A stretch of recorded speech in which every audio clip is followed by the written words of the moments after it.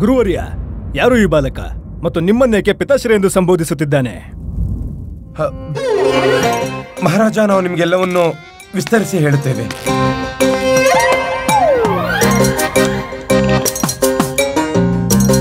ನೀವು ಯಾರನ್ನಾದರೂ ಪ್ರತೀಕ್ಷೆ ಮಾಡುತ್ತಿದ್ದೀರಾ ಗುರುವರ್ಯ? ಇಲ್ಲ ಮಹಾರಾಜ,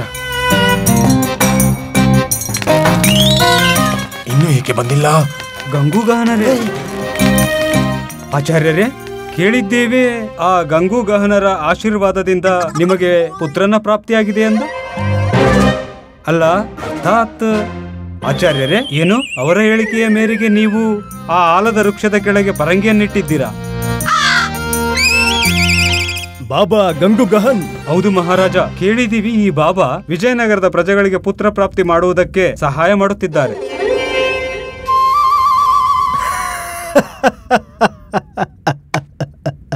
ಆದರೆ ಇದು ಹೇಗೆ ಸಂಭವ ಮಂತ್ರಿವರ್ಯ?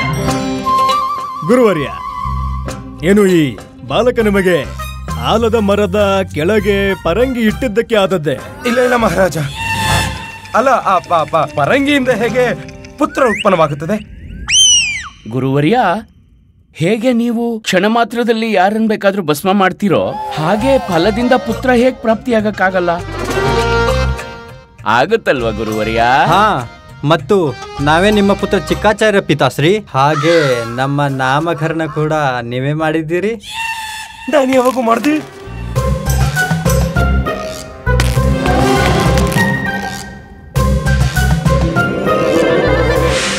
ಹಾ,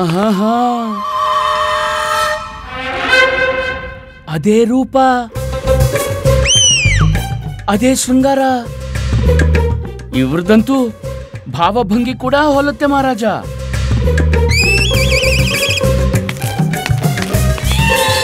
ತಥಾಚಾರ್ಯ, ಚಿಕ್ಕಾಚಾರ್ಯ.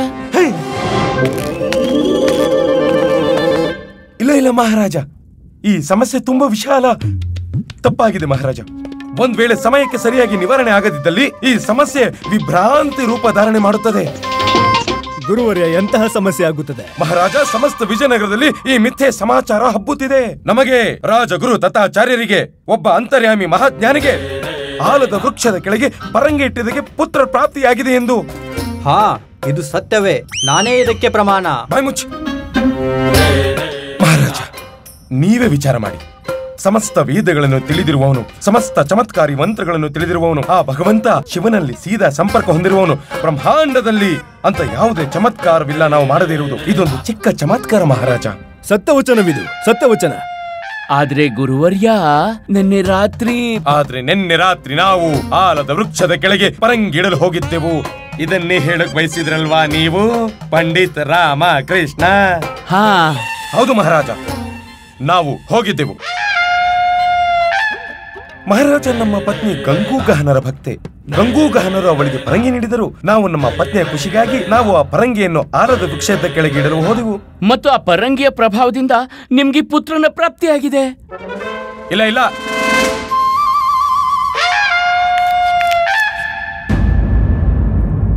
ಮಹಾರಾಜ, ಬಾಬಾ ಗಂಗೂಗಹನರು ನಿಮ್ಮ ಸಮಕ್ಷ ಉಪಸ್ಥಿತರಾಗಲು ಅನುಮತಿ ಕೋರಿದ್ದಾರೆ. ಹೌದೇ? ಬಾಬಾ ಸ್ವಯಂ ಬರುತ್ತಿದ್ದಾರೆ. ಅವಶ್ಯ ಅನುಮತಿ ಇದೆ. ಡಮ್ ಡಮ್ ಡುಗ್ ಡುಗ್, ಡಮ್ ಡಮ್ ಡುಗ್ ಡುಗ್, ಡಮ್ ಡಮ್ ಡುಗ್ ಡುಗ್, ಡಮ್ ಡಮ್ ಡುಗ್ ಡುಗ್. ಹಾರುವ ಹಕ್ಕಿ ಹೇಳುವುದು ಶಕುನ. ಮಹಾರಾಜರಿಗೆ ಜಯವಾಗಲಿ. ಪ್ರಣಾಮಗಳು ಬಾಬಾ. ಹೇಳಿರಿ, ಯಾವ ಕಾರಣಕ್ಕಾಗಿ ನೀವು ಇಲ್ಲಿಗೆ ಬರಬೇಕಾಯಿತು? ಮಹಾರಾಜ, ನಾವು ಧ್ಯಾನ ಮಗ್ನರಾಗಿದ್ದಾಗ ನಮಗೆ ತಿಳಿಯಿತು ನಿಮ್ಮ ದರ್ಬಾರಿನಲ್ಲಿ ಯಾವುದೋ ಒಂದು ಅನುಚಿತ ನಡೆಯುತ್ತಿದೆ. ಅಷ್ಟೇ, ಅದಕ್ಕಾಗಿ ನಾವಿಲ್ಲಿ ಉಪಸ್ಥಿತರಿದ್ದೇವೆ. ಹೌದೇ? ಅದು ಏನು ಅನುಚಿತವಾಗುತ್ತಿದೆ ದರ್ಬಾರಿನಲ್ಲಿ ಬಾಬಾ? ಮಹಾರಾಜ, ನಾನೊಬ್ಬ ಅಲೆದಾಡೋ ಜೋಗಿ. ನಿನ್ನೆ ಅಲಿಯುತ್ತಾ ನಾವು ಆಲದ ವೃಕ್ಷದ ಸಮೀಪ ಬಂದೆವು. ಅದೇ ಆಲದ ವೃಕ್ಷ ನಮ್ಮ ಭಕ್ತರ ಮನೋಕಾಮನೆ ಪೂರ್ಣವಾಗುವಲ್ಲಿವೆ. ಬಾಬಾ, ಗ್ರಂಥ ಓದಬೇಡಿ, ಕಥೆಯ ಸಾರಾಂಶ ಹೇಳಿ. ಅವಶ್ಯವಾಗಿ ಮಹಾರಾಜ. ಏನಾಯ್ತು ಅಂದ್ರೆ ನಿನ್ನೆ ರಾತ್ರಿ ನಮಗೆ ಹಸಿವು. ಸಾರಾಂಶ ಹೇಳಿ ಬಾಬಾ, ಸಾರಾಂಶ. ಫಲ ತಿಂದೆವು ಮಹಾರಾಜ್. ಫಲ ತಿಂದಿರಾ? ಎಂತಹ ಫಲ? ಯಾರ ಫಲ? ಏನ್ ಹೇಳ್ತಿದ್ದೀರಿ ಬಾಬಾ? ನಮಗೊಂದು ಅರ್ಥವಾಗ್ತಿಲ್ಲ. ಸ್ವಲ್ಪ ವಿಸ್ತಾರವಾಗಿ ಹೇಳಿ ನೀವು. ಡಮ್ ಡಮ್ ಡುಗ್ ಡುಗ್. ಹಾರುವ ಹಕ್ಕಿ ಹೇಳುವುದು ಶಕುನ. ವಿಸ್ತಾರವಾಗಿ ಹೇಳ ಇಲ್ಲ ಸಾರಾಂಶನ? ಎರಡಕ್ಕೂ ಮಧ್ಯೆ ಹೇಳಿ. ಮಹಾರಾಜ, ಏನಾಯ್ತು ಅಂದ್ರೆ ನಿನ್ನೆ ರಾತ್ರಿ ನಮಗೆ ಹಸಿವಾದಾಗ ನಾವು ಆ ವೃಕ್ಷದ ಬಳಿ ಹೋಗಿದ್ದೆವು. ಅಂಧಕಾರದಲ್ಲಿ ನಮಗೆ ತಿಳಿಯಲಿಲ್ಲ. ಅಲ್ಲಿ ಪರಂಗಿ ಏನಿತ್ತೋ ನಾವು ಸ್ವಯಂ ವರ್ಣಮಾಲಾರಿಗೆ ನೀಡಿತ್ತೋ ನಾವು ಅದನ್ನೇ ಭಕ್ಷಣೆ ಮಾಡಿದೆವು. ಸರಿನಾ? ಖಂಡಿತ ಸರಿಯಾಗಿದೆ ಮಹಾರಾಜ. ಇದರಿಂದಲೇ ಸ್ಪಷ್ಟವಾಗುತ್ತದೆ ಈ ಬಾಲಕ ನಮ್ಮ ಪರಂಗಿಯಿಂದ ಉತ್ಪನ್ನವಾಗಿಲ್ಲ. ಏನ್ ಹೇಳ್ತಿದ್ದೀರಾ? ನಾವು ಆಲದ ವೃಕ್ಷದ ಕೆಳಗೆ ಉತ್ಪನ್ನವಾಗಿದ್ದೇವೆ ಪಿತಾಶ್ರೀ. ಇನ್ನೊಂದ್ಸಲ ಪಿತಾಶ್ರೀ ಅಂದ್ರೆ ಪಾರಿಸ್ತೀನಿ. ಕೇಳಿಲ್ವಾ ನೀನು? ಬಾಬಾ ಪರಂಗಿನ ತಿಂದಿದ್ದಾರೆ. ನೀನು ನಮ್ಮ ಪರಂಗಿಯಿಂದ ಉತ್ಪನ್ನವಾಗಿಲ್ಲ. ಮಹಾರಾಜ, ನಾವು ನೀಡಿರುವ ಫಲಕ್ಕೇನಾದರೂ ಆದರೆ ಅದರ ಪರಿಣಾಮ ಇರೋದಿಲ್ಲ. ಬಾಬಾ, ಹಾಗಾದರೆ ಈ ಚಮತ್ಕಾರ ಯಾವ ಫಲದ್ದು ಅದನ್ನ ಹೇಳಿ ನೀವು. ನಾವು ಹೇಳ್ತೇವೆ ಮಹಾರಾಜ, ನಾವು ಹೇಳ್ತೇವೆ. ಈ ಚಿಕ್ಕ ಚಮತ್ಕಾರ ನಮ್ಮ ಪರಂಗಿಯಿಂದಲ್ಲ, ಆ ಅನಾನಸ್ಸಿನಿಂದ ಉತ್ಪನ್ನವಾಗಿದೆ. ಧನ್ಯರು ಧನ್ಯರು. ಈಗ ಅನಾನಸ್ಸಿನಿಂದಲೂ ಬಾಲಕ ಹುಟ್ಟುತ್ತಾರೆ. ಹೌದು ಮಹಾರಾಜ. ಆ ಅನಾನಸ್ ಯಾವುದು? ಮಾಮೂಲಿ ಅನಾನಸ್ ಅಲ್ಲ, ವಿಶೇಷ ಅನಾನಸು. ಏನೋ ಪಂಡಿತ ರಾಮಕೃಷ್ಣ,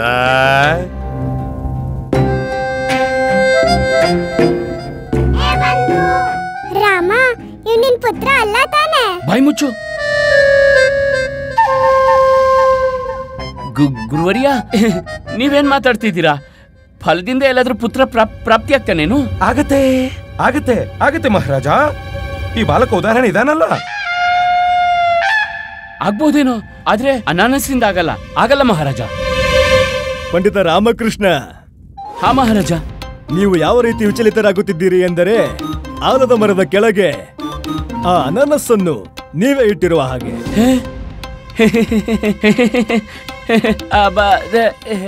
ಪಂಡಿತ ರಾಮಕೃಷ್ಣ, ಏನನ್ನು ಹೇಳುವ ಪ್ರಯತ್ನ ಮಾಡುತ್ತಿದ್ದೀರಾ ನೀವು? ಮಹಾರಾಜ ಪ್ರಸನ್ನತೆಯ ಕಾರಣ ಇವರ ಬಾಯಿಂದ ಶಬ್ದಗಳೇ ಹೊರಬರುತ್ತಿಲ್ಲ.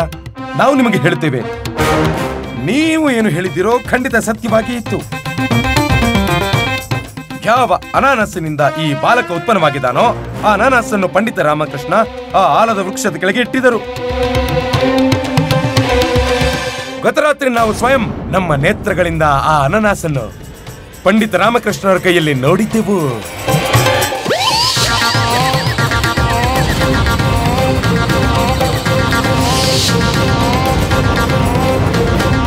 ಪಂಡಿತ ರಾಮಕೃಷ್ಣ.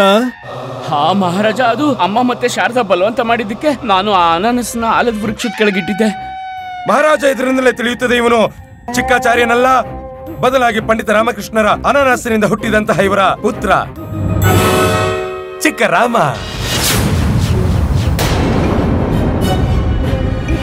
ಪಿತಾಶ್ರೀ, ದೂರ ದೂರ ನಿಮ್ಮ ಮಡ್ಲಿಗೆ ಹಾಕೊಳ್ಳಿ ಪಿತಾಶ್ರೀ.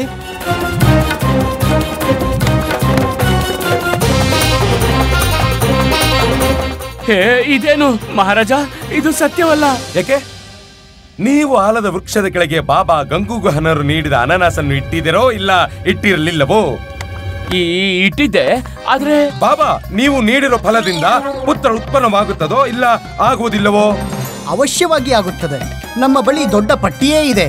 ನೀವು ಬೇಕಾದರೆ ಮಾತಾಪಿತಾರನ್ನ ಸಂಪರ್ಕ ಮಾಡಿ ಸ್ವಯಂ ತಿಳಿದುಕೊಳ್ಳಬಹುದು. ಮಹಾರಾಜ, ಇದರಿಂದಲೇ ಸ್ಪಷ್ಟವಾಗುತ್ತದೆ ಈ ಬಾಲಕ ಪಂಡಿತ ರಾಮಕೃಷ್ಣರ ಪುತ್ರನೇ. ಪಂಡಿತ ರಾಮಕೃಷ್ಣ, ಇವನನ್ನು ನಿಮ್ಮ ಪುತ್ರನೆಂದು ಸ್ವೀಕಾರ ಮಾಡಿ ಪಿತೃಧರ್ಮ, ಮಾನವ ಧರ್ಮ, ರಾಷ್ಟ್ರ ಧರ್ಮ ಮತ್ತು ಬ್ರಹ್ಮಾಂಡದಲ್ಲಿ ಇದಕ್ಕೆ ಸಂಬಂಧಿಸಿದ ಏನೆಲ್ಲ ಧರ್ಮವಿದೆಯೋ ಅದರ ಪಾಲನೆ ಮಾಡಿ. ಏನು ಮಹಾರಾಜ, ನೀವೇ ಏನಾದ್ರೂ ಹೇಳಿ, ಒಂದು ಫಲದಿಂದ ಪುತ್ರ ಹೇಗ್ ತಾನೇ ಉತ್ಪನ್ನನಾಗ್ತಾನೆ? ಇದಕ್ಕೆ ನಾವೇನ್ ಹೇಳಲಾಗುತ್ತದೆ ಪಂಡಿತ ರಾಮಕೃಷ್ಣ? ನೀವೇ ಕೆಲ ಸಮಯಗಳ ಹಿಂದೆ ಹೇಳಿದ್ದಿರಿ ಏನೆಂದರೆ ಇದು ಸಂಭವವಿದೆ ಎಂದು. ನೀವು ಆಲದ ವೃಕ್ಷದ ಕೆಳಗೆ ಆ ಅನಾನಸ್ಸನ್ನು ಇಟ್ಟಿದ್ದೀರಿ ಮತ್ತು ಈ ಬಾಲಕ ಉತ್ಪನ್ನವಾಗಿರುವನು. ಈಗ ಇವನ ಲಾಲನೆ ಪಾಲನೆಯ ಜವಾಬ್ದಾರಿ ಪಂಡಿತ ರಾಮಕೃಷ್ಣ ನಿಮ್ಮದಾಯಿತು. ಈ ಚಿಕ್ಕ ರಾಮನನ್ನು ನೀವು ಸ್ವೀಕಾರ ಮಾಡಿ.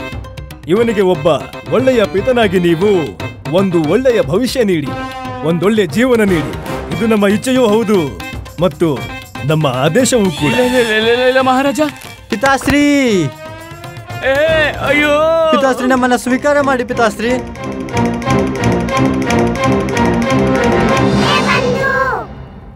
ರಾಮ, ನನಗ್ ಗೊತ್ತು ನೀನ್ ಏನ್ ಹೇಳ್ತೀಯ ಅಂತ. ಬಂದು ಏನು ಸತ್ಯ. ಪಿತಾಶ್ರೀ,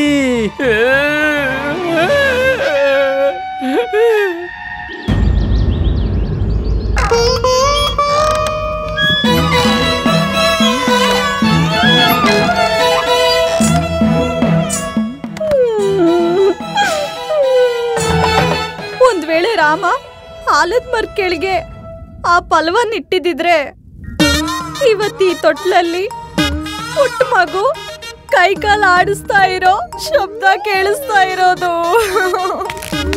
ಇಲ್ಲಿ ನೋಡಮ್ಮ, ನಿನ್ ತೊಟ್ಲಲ್ಲಿ ಉಯ್ಯಾಲೆ ಆಡ್ಸೋದಕ್ ಬಂದಿದ್ದಾನೆ, ಸಂಭಾಳಿಸಿ. ಇವನ್ ಯಾರು? ಅಯ್ಯೋ, ನೀನ್ ಗುರ್ತಿಸ್ಲಿಲ್ವಾ ಶಾರದಾ ಮಹೋದಯಿ? ನಿನ್ ಕಾರಣದಿಂದಲೇ ಇವನ್ ಇಲ್ಲಿದ್ದಾನೆ. ನೀನು ಆಲದ ವೃಕ್ಷದ ಕೆಳಗೆ ಇಡೋದಕ್ಕೆ ಅನಾನಸ್ ಕೊಟ್ಟಿದ್ಯಲ್ಲ, ಇವನ್ ಅದರಿಂದಾನೇ ಉತ್ಪನ್ನ ಆಗಿರೋದು. ನಿನ್ನ ಪುತ್ರ ಮತ್ತೆ ಅಮ್ಮನ ಮೊಮ್ಮಗ ಚಿಕ್ಕ ರಾಮ, ಅದೇ ನಿಮ್ ಬಾಬಾ. ಅಯ್ಯೋ, ಏನ್ ಹೆಸರು? ಹಾ, ದಂದು ದಹನ್, ಗಂಗು ಗಹನ್. ಇವನು ಅವನ ಆಶೀರ್ವಾದದ ಪ್ರತಿಫಲವೇ. ಶಾರದಾ, ನಿನ್ನ ಪುತ್ರ ಚಿಕ್ಕ ರಾಮ. ಆದ್ರೆ ಇವನು ಚಿಕ್ಕವನಲ್ಲಿದ್ದಾನೆ, ಇವನಂತೂ ದೊಡ್ಡವನು. ಇವನ ಆಯುಷಲ್ಲಿ ನನ್ಕಿಂತ ದೊಡ್ಡವನು ಅನ್ಸುತ್ತೆ ಅಲ್ವಾ? ಆದ್ರೆ ಏನ್ ಮಾಡಕ್ಕಾಗತ್ತೆ ಗುಂಡಪ್ಪ, ಉಳ್ದಿರೋದಿಷ್ಟೇ, ಸಂಭಾಳ್ಸು. ಬಾಲಕ ಅಂದ್ರೆ ಪುಟ್ಟ ಪುಟ್ಟಾಗಿ ಇಷ್ಟುದ್ದ ಇರ್ಬೇಕು. ಇವನು ಇಷ್ಟುದ್ದ ಇದ್ದಾನೆ. ಹಾ, ನನಗೂ ಹಾಗೆ ಪ್ರತೀತಿ ಆಗ್ತಿದೆ. ಒಂದ್ ಕೆಲ್ಸ ಮಾಡ್ತೀನಿ, ಇವನ್ ಅಲ್ಲೇ ಬಿಟ್ಟು ಬರ್ತೀನಿ. ನಡಿ. ಅಯ್ಯೋ ಮಾತೆ, ಮಾತೆ,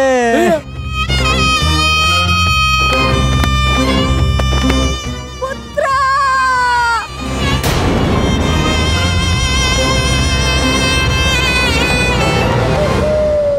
ಹೇಳ್ತಾರಲ್ವಾ, ಹೆತ್ತೋರ್ಗೆ ಹೆಗ್ಣ ಕೂಡ ಮುದ್ದು ಅಂತ. ನಿಂತ್ಕೊಳ್ಳಿ.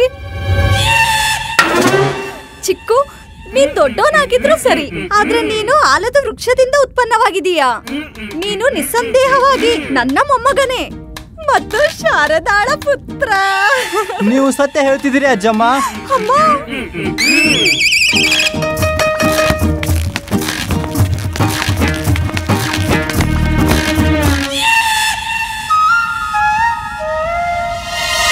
ಹೇ ಈಶ್ವರ, ನಾನು ನಿಮಗೆ ಆಭಾರಿಯಾಗಿದ್ದೇನೆ. ನಿನ್ನ ಕಾರಣ ನನಗೆ ನನ್ನ ಪರಿವಾರ ದೊರೆಯಿತು.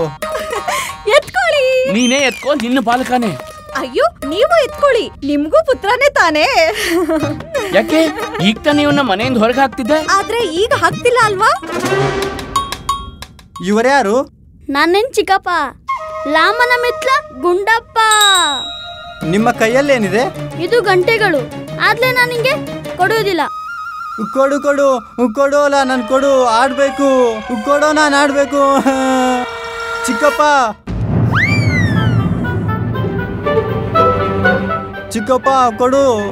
ಈಗ ಚಿಕ್ಕಪ್ಪ ಹೇಳ್ದೆ ಕೊಲ್ಲೇಬೇಕು. ತಗೋ ಪುತ್ಲ. ಏನು ಪುತ್ಲ? ಪುಲುಷ ಇದ್ದೀನಲ್ಲ. ಇದ್ಯಾರಿಗೋಸ್ಕರ? ಹಾ, ಇದ್ ನಿನ್ಗೋಸ್ಕರನೇ. ಆದ್ರೆ ನಾವು ಇದರಲ್ಲಿ ಕೂಡೋಕಾಗ್ತಿಲ್ವಲ್ಲ. ನೀನ್ ಇಳಿ ಅಲ್ಲಿಂದ. ನಿನ್ ಪ್ರಯತ್ನ ಯಾಕೆ ಪಡ್ತಿದ್ಯಾ? ತೊಟ್ಲು ಮುರಿದು ಹೋಗುತ್ತೆ, ಎದ್ದೇಳು. ಅಜ್ಜಮ್ಮ, ಪಿತಾಶ್ರೀನ ತಡಿರಿಯಲ್ಲ, ಪ್ರತಿ ಪ್ರಸಂಗದಲ್ಲೂ ಜಟಾಪಟಿ ಮಾಡ್ತಿದ್ದಾರೆ.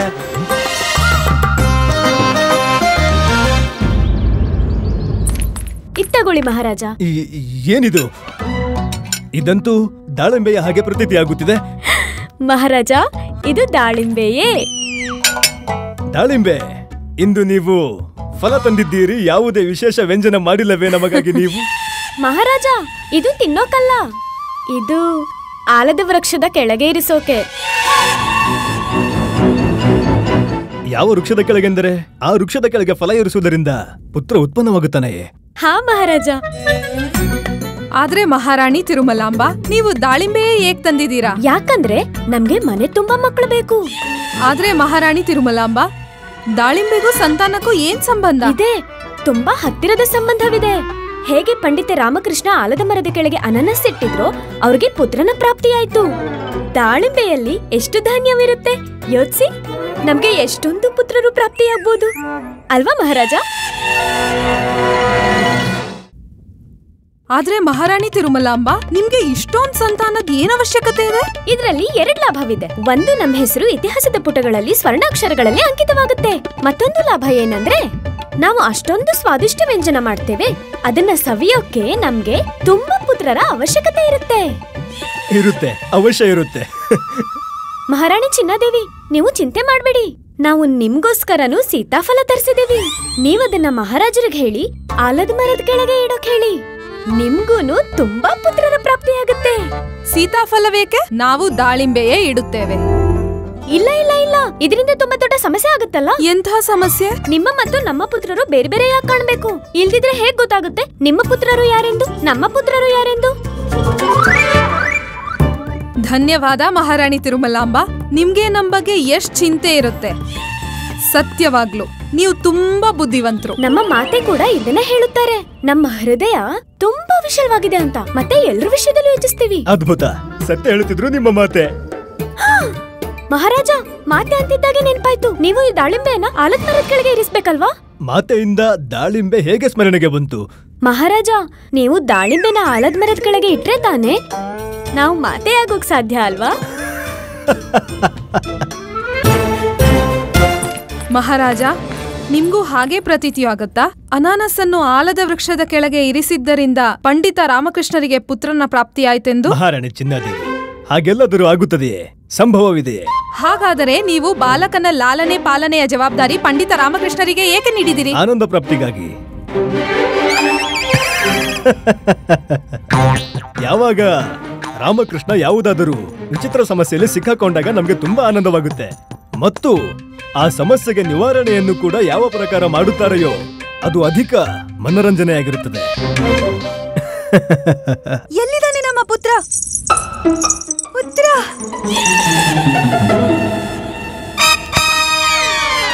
ನೀವ್ ಇಲ್ಲಿ ಯಾವ ಕಾರ್ಯಕ್ಕೆ ಬಂದಿದ್ದೀರಾ? ಅಮ್ಮ ಕ್ಷಮಿಸ್ಬೇಕು, ಪ್ರತೀತಿ ಆಗ್ತಿದೆ. ನನ್ನ ಪುತ್ರ ಆಡ್ತಾ ಆಡ್ತಾ ನಿಮ್ ನಿವಾಸಕ್ಕೆ ಬಂದಿದ್ದಾನೆ. ನಡಿ. ಇಲ್ಲ ಇಲ್ಲ, ಇವನು ನಿಮ್ಮ ಪುತ್ರ ಅಲ್ಲ. ಏನು ನೀವ್ ಏನ್ ಹೇಳ್ತಿದ್ದೀರಾ ಶಾರದಾ? ನಿಮ್ಗೆ ಅವಶ್ಯೆಯಲ್ಲೂ ಭ್ರಮೆ ಆಗಿದೆ.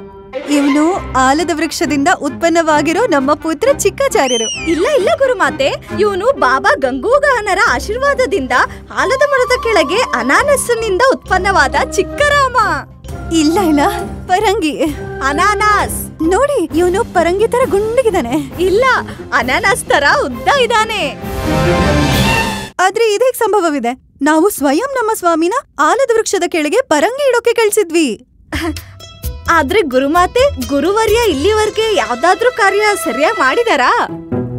ನೀವು ನಮ್ಮ ಸ್ವಾಮಿಗೆ ಏನು ಹೇಳ್ಬೇಡಿ. ಅದ್ರಲ್ಲೂ ನಿಮ್ಮ ರಾಮ ಇಲ್ಲಿವರೆಗೆ ಯಾವ್ದಾದ್ರೂ ಕಾರ್ಯ ಸೀದಾವಾಗಿ ಮಾಡಿದಾರೇನು?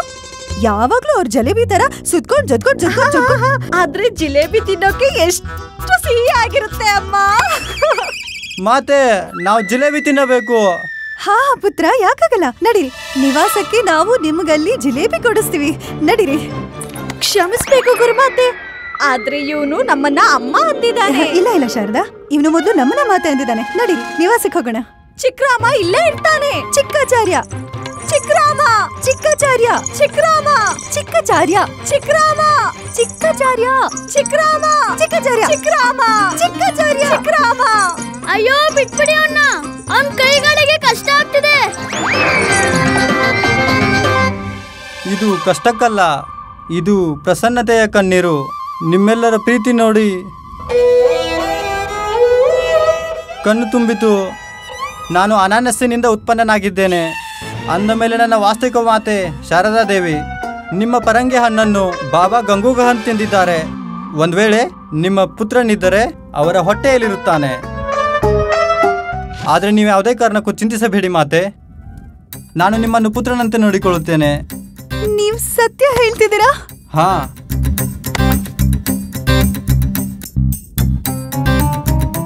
ಆದ್ರೆ ನಮ್ಮ ಜಿಲೇಬಿ. ನೀವು ಸ್ವಲ್ಪನೂ ಚಿಂತೆ ಮಾಡ್ಬೇಡಿ ಪುತ್ರ, ನಾವು ನಿಮ್ಗೆ ಈಗಲೇ ಜಿಲೇಬಿ ಮಾಡಿ ಕಳಿಸ್ಕೊಡ್ತೀವಿ. ಹಾ,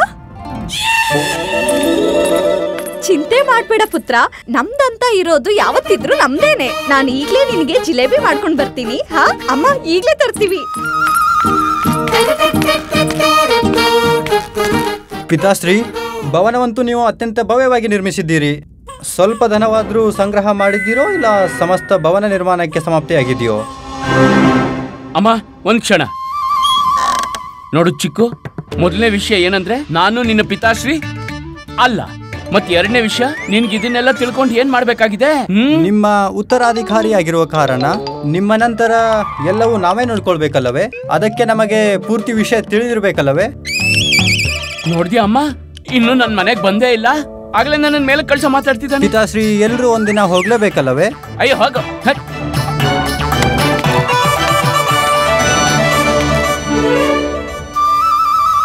ಈಶ್ವರನಿಗೆ ಎಷ್ಟು ಕೃಪೆ ಇದೆ ಅಲ್ಲ ನಮ್ಮ ಮೇಲೆ. ನಮಗೆ ಇಷ್ಟು ಪ್ರೀತಿಯವಾದ ಅಮ್ಮ ಕೊಟ್ಟ, ಇಷ್ಟು ಪ್ರೀತಿಯವಾದ ಚಿಕ್ಕಪ್ಪ ಕೊಟ್ಟ, ಇಬ್ಬಿಬ್ಬರು ಮಾತೆಯನ್ನು ನೀಡಿದ್ದಾನೆ.